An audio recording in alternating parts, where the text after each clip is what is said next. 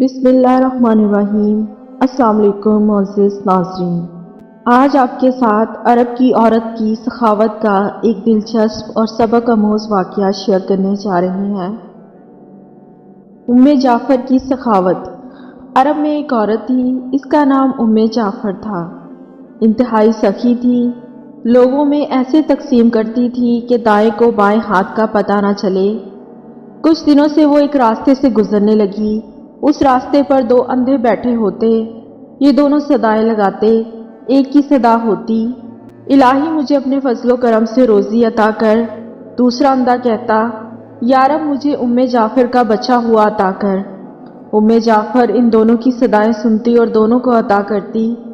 جو شخص اللہ کا فضل طلب کر رہا تھا اسے 2 درہم دیتی، جبکہ جعفر کے فضل کے طلبگار کو ایک بھونی ہوئی مرغی عطا کرتی۔ دلچسپ بات یہ تھی کہ جسے مرغی ملتی وہ اپنی مرغی دوسرے اندھے کو 2 درہم میں بیچ دیتا۔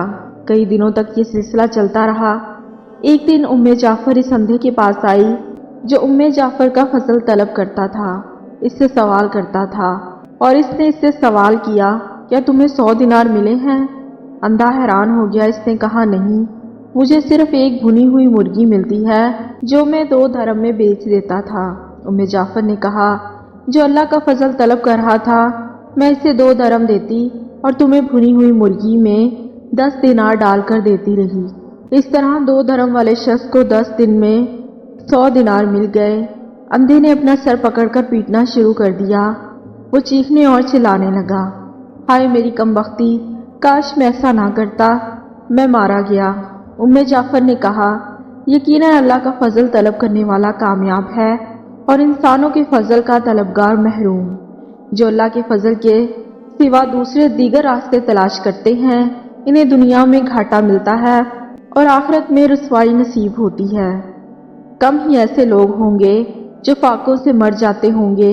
اس کے باوجود اس دنیا میں ایسوں کی کمی نہیں جو درم و دینار کی خاطر ایمان تک بیچ دیتے ہیں۔ انسان انسانیت سے ہے